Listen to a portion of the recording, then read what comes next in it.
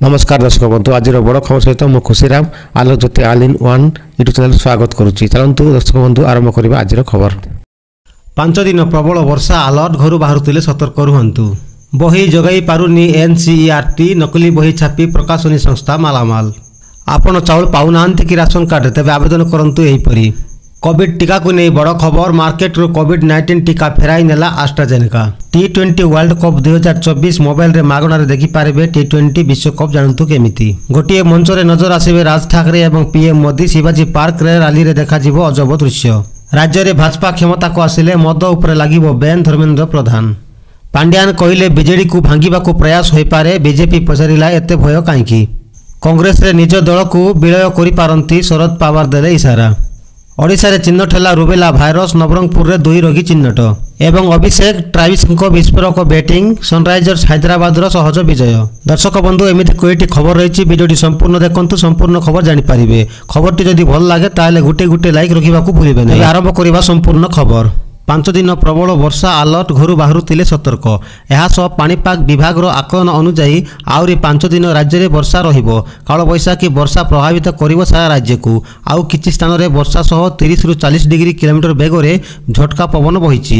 उपकूल ओडिशार देखिबाकू मिलिबो एहार विशेष प्रभाव। आसंता 24 घंटा पई भद्रक बालेश्वर केन्द्रापड़ा कटक जगतसिंहपुर गंजाम एथिसह तार पड़ोशी जिला मयूरभंज केन्दुझर कंधमाल ढेंकानाल रायगड़ा और कोरापुट पई येलो अलर्ट दिया जाइछि। आसंता काली अनेक स्थान रे वर्षा सह 40 रु 50 किलोमीटर बेगरे पवन बहिबार संभावना रही। गोटे रु 2टी स्थान रे प्रबल रु अति प्रबल वर्षा नहीं संभावना रही। एही जिला गुड़िक हेउछि मयूरभंज बालेश्वर अनुगुल ढेंकानाल और जाजपुर। परवर्ती खबर बही जगै पारुनी एनसीईआरटी नकली बही छापी प्रकाशनी संस्था मालामाल। मे प्रथम सप्ताह सरिलाणी तथापि बाजार रे मिलुनाई national council of educational research and training NCERT द्वारा प्रचलित पाठ्यपुस्तक। सीबीएसई अधीन विद्यालय छात्र छात्री पाठपढ़ा ऑनलाइन रे चली एपर्यंत प्रचलित पाठ्यपुस्तक बाजार उपलब्ध हेउनाई। तृतीय और षष्ठ श्रेणी बही एपर्यंत प्रकाशित होइनथिबारु छात्री अभिभावक स्कूल कर्तृपक्ष चिंतार थिबा बेले बाजार नकली पाठ्यपुस्तक बिक्री हेउछि। छात्र छात्री सुविधा पाई एनसीईआरटी कर्तृपक्ष ऑनलाइन रे किछि पाठ्यपुस्तक छाड़िछंती। आहु एहार फायदा नै केतेक प्रकाशन संस्था एबे निजस्व लोगो लगाई पाठ्यपुस्तक छापिबा सह ताहाको बाजार को छाड़िथिबा नजर को आसीबा परे एनसीईआरटी कर्तृपक्ष कार्यानुष्ठान ग्रहण करछंती। भुवनेश्वर रे चढ़ाऊ कराजिबा सह 3 जन को पुलिस गिरफ्त करिछि। ता सत्ते आवश्यकता अनुसार बही न मिलिबा एबे एनसीईआरटी रो पारिबा पणिया नै प्रश्न उठिलाणी। दर्शक बंधु परवर्ती खबर है राशन कार्ड अछि कि चाउल पाउनाहांती कि करंतु आवेदन। केमिति करिवे आवेदन जगाण एवं उपभोक्ता व्यापार विभाग रो ऑफिशियल वेबसाइट खोलंतु। पोर्टाल को लॉगिन करंतु एवं रेशन कार्ड आवेदन फॉर्म रे सविशेष तथ्य पूर्ण करंतु। आईडी प्रूफ बासस्थान प्रूफ इत्यादि आवश्यक डॉक्यूमेंट अपलोड करंतु। आवेदन शुल्क प्रदान करंतु। फॉर्म दाखल करंतु। अधिकारी द्वारा आपणकर विवरणी जांच करा जिवो एवं एक योग्य राशन कार्ड प्रदान करा जिवो। आपण प्रति मास राशन दुकान रो रिहाती मूल्य रे राशन क्रय विक्रय करि पारिबे। जेउठारे आवश्यक होय सही स्थान रे राशन कार्ड व्यवहार करा जाई पारिबो। बीपीएल राशन कार्डधारी माने पीएम आवास योजना भली लाभ पाई पारिबे। विभिन्न सरकारी योजना रे लाभ पाइबा पई राशन कार्ड व्यवहार करा जाई पारिबो। परवर्ती खबर मोबाइल रे मागणा रे देखि पारिबे टी20 विश्वकप जानतु केमिति। टी20 विश्वकप को नै क्रिकेट प्रेमी मध्य खूब उत्साह देखा मिली। एहारी मध्य लोकप्रिय डिजिटल स्ट्रीमिंग आप डिज्नी प्लस हॉटस्टार एक बड़ घोषणा करिछि। मागणारे मोबाइल रे ही टी20 विश्वकप 2024 देखि पारिबे क्रिकेट प्रेमी। ओटीटी प्लेटफॉर्म दिनिकिया विश्वकप एवं एशिया कप भली टी20 विश्वकप मध्य स्ट्रीमिंग करबा नै हॉटस्टार पक्षरु घोषणा करा जायछि। परवर्ती खबर ओडिशा रे चिन्हट है रुबेला भाइरस नवरंगपुर रे 2 रोगी चिन्हट। ओडिशा रे रुबेला भाइरस चिन्हट होइतिबा जणा पड़िछि। नवरंगपुर जिल्ला रे 2 रुबेला भाइरस संक्रमित रोगी चिन्हट होइचंती। रुबेला रे आक्रांत 2 जण शिशु और नंदाहांडी ब्लॉक प्रालगुड़ा गाँव रो बोली जणा पड़िछि। रुबेला भाइरस संक्रमण संदेह रे 5टी नमूना सीएमआर को पठा जाइथिला। गतकाली यार रिपोर्ट आसीबा सह सेतिरु 2 रुबेला भाइरस संक्रमित थिबा जणा पड़िछि। आउ जणक ठारे मिलिमिला चिन्हट होइछि। एने स्वास्थ्य निर्देशक डाक्टर विजय महापात्र सूचना देइचंती।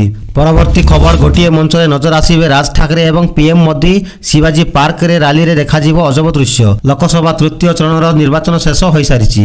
सब राजनीतिक दल बाकी थिबा सीट रे जोर शोर रे प्रचार प्रसार करचंती। मुंबई थाने पालघर रो पंचम पर्याय समय रे 20 मई रे मतदान हेबो। मुंबई एवं निकट जिला लागि 17 मई शुक्रवार संध्या रे निर्वाचन प्रचार दृश्य टिके नियारा हेबो। एही समय रे प्रधानमंत्री नरेंद्र मोदी एवं महाराष्ट्र नवनिर्माण सेना रो अध्यक्ष राज ठाकरे ଭାଗରେ ମୁମ୍ବାଇ ଏକ ମଞ୍ଚରେ ଦେଖାଯିବ। ଉଭୟ ନେତା ନିକଟ ଜିଲ୍ଲା ଜନତାଙ୍କୁ ଶିବାଜୀ ପାର୍କରେ ବିଶାଳ ମଞ୍ଚରେ ସମ୍ବୋଧିତ କରିବେ। ମନସେର ମହାସଚିବ ଏବଂ ପ୍ରବକ୍ତା ବାଗିଶ ସାରସ୍ୱତ ଅଧିକୃତ ଭାବରେ ଏହି ସୂଚନା ଦେଇଛନ୍ତି। ପରବର୍ତ୍ତୀ ଖବର ପାଣ୍ଡିଆନ କହିଲେ ବିଜେଡିକୁ ଭାଙ୍ଗିବାକୁ ପ୍ରୟାସ ହୋଇପାରେ। ବିଜେପି ପଚାରିଲା ଏତେ ଭୟ କାହିଁକି? ରାଜ୍ୟର ବିଜେପି 40ରୁ 50 ଆସନ ପାଇଁ ନିର୍ବାଚନ ଲଢୁଛି। ଏହାପରେ ମହାରାଷ୍ଟ୍ର କର୍ଣ୍ଣାଟକରେ ଯେଉଁଭଳି ଦଳର ବିଦ୍ରୋହ କରି କ୍ଷମତାକୁ ହାତେଇଥିଲା ଠିକ୍ ସେହିଭଳି ଓଡ଼ିଶାରେ ବିଜେଡି ସହ କରିପାରେ। ବିଜେଡିର ନମ୍ବର 2 ନେତା VK ପାଣ୍ଡିଆନ ଏଭଳି ବୟାନ ଦେବା ପରେ ବିଜେପି ମଧ୍ୟ ପାଲଟା ପ୍ରଶ୍ନ କରିଛି। ତାହେଲେ ବିଜେଡିର କିଏ ସେହି ବିଦ୍ରୋହୀ ନେତା ଅଛନ୍ତି ଚିହ୍ନାଇବା ଆବଶ୍ୟକ।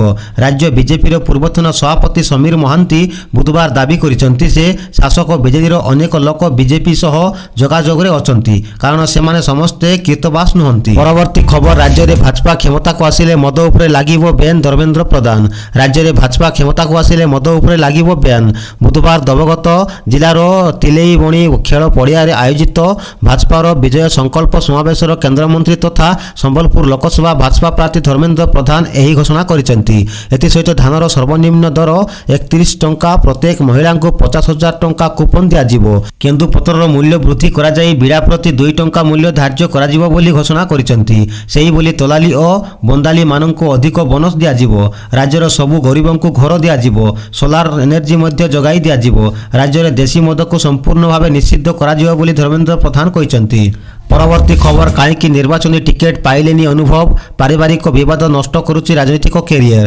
ରାଜ୍ୟ ରାଜନୀତିର କମୁଛି ପ୍ରଚାର ମଇଦାନ। ବିଭିନ୍ନ ଦଳର ବଡ଼ ବଡ଼ ନେତା ଓଡ଼ିଶାର ଅନେକ ସ୍ଥାନରେ ଦଳ ପାଇଁ ପ୍ରଚାର କରିବାରେ ମାତିଛନ୍ତି, କିନ୍ତୁ ଏହାରି ଭିତରେ ଭାଙ୍ଗି ପଡ଼ିଛନ୍ତି କେନ୍ଦ୍ରାପଡ଼ା ସାଂସଦ ଅନୁଭବ ମହାନ୍ତି। ବିଜେଡି ଛାଡ଼ି ବିଜେପିରେ ସାମିଲ ହେବା ପରେ ଦଳ ତାଙ୍କୁ ନିରାଶ କରିଛି। ପ୍ରଥମେ ଲୋକସଭା ଏବଂ ପରେ ବିଧାନସଭା ଘୋଷଣା ହୋଇଥିବା ବେଳେ ଅନୁଭବଙ୍କୁ ଏସବୁ ତାଲିକାରୁ ବାଦ୍ ଦେଇଛି ବିଜେପି। ତେବେ କେନ୍ଦ୍ରାପଡ଼ା ଲୋକସଭା ଆସନରୁ ସାଂସଦ ଭାବରେ ନିର୍ବାଚିତ ହୋଇଥିବା ଅନୁଭବ ମହାନ୍ତିଙ୍କୁ ନେଇ ଏଥର ନିର୍ବାଚନ ମାହୋଲ ସରଗରମ ରହିଛି। ପରବର୍ତ୍ତୀ ଖବର ଆମ ଭୋଟ ଆମ ରୁଚି। ଭୋଟ ସଚେତନତା ପାଇଁ ରୁଚି 4 ଅଭିନବ ବାର୍ତ୍ତା। ସାଧାରଣ ନିର୍ବାଚନ ପରିପ୍ରେକ୍ଷୀରେ ସମସ୍ତ ଭୋଟରମାନଙ୍କୁ ସଚେତନ କରିବା ସହିତ କାହା ଦ୍ୱାରା ପ୍ରଭାବିତ ନ ହୋଇ ନିଜର ମୂଲ୍ୟବାନ ଭୋଟ ଦେବାକୁ ମଧ୍ୟ ଏହି ବିଜ୍ଞାପନ ବାର୍ତ୍ତାରେ କୁହାଯାଇଛି। ବିଶେଷ କରି ସ୍ୱତଃ ପ୍ରବୃତ୍ତ ଭାବରେ ନିଜର ନିଷ୍ପତ୍ତି ନିଜେ ନେବାକୁ ରୁଚି ନିଜର ଟ୍ୟାଗ ଲାଇନରେ ବାର୍ତ୍ତା ଦେଇ କହିଛି ଆମ ଭୋଟ ଆମ ରୁଚି। ପରବର୍ତ୍ତୀ ଖବର ରୁଷିଆ ୟୁକ୍ରେନ ଯୁଦ୍ଧରେ ଭାରତୀୟ ଯୁବକଙ୍କୁ ସାମିଲ କରାଇବା ଅଭିଯୋଗରେ 4 ଜଣଙ୍କୁ ଗିରଫ କଲା ସିବିଆଇ। ଭାରତୀୟ ଯୁବକଙ୍କୁ ଭଲ ଚାକିରି ଦେଇ ରୁଷିଆ ସେନାରେ ଯୋଗ ଦେବାକୁ ପ୍ରଲୋଭନ ଦେଖାଇଥିବା ମାନବ ଚାଲାଣ ଗ୍ୟାଙ୍ଗ ସହ ସମ୍ପୃକ୍ତ ଥିବା ଅଭିଯୋଗରେ ସିବିଆଇ 4 ଜଣଙ୍କୁ ଗିରଫ କରିଛି। ସିବିଆଇ ଏକ ବିବୃତ୍ତିରେ କହିଛି ଯେ ମେ 7 ତାରିଖ କେରଳର ଅରୁଣ ଦାସ, ୟେଶୁ ଦାସ, କନ୍ୟାକୁମାରୀର ନିଜିଲ ଜୋବି ବେନମସ ଏବଂ ମୁମ୍ବାଇର ଆଣ୍ଟୋନି ମିସେଲଙ୍କୁ ଏଜେନ୍ସି ଗିରଫ କରି ବିଚାର ବିଭାଗୀୟ ହାଜତକୁ ପଠାଇ ଦେଇଛି। ବିବୃତ୍ତି ଅନୁଯାୟୀ ଏହି ଲୋକମାନେ ମାନବ ଚାଲାଣ ଗ୍ୟାଙ୍ଗ ସହ ଜଡ଼ିତ ଥିବା ଅଭିଯୋଗ ହୋଇଛି।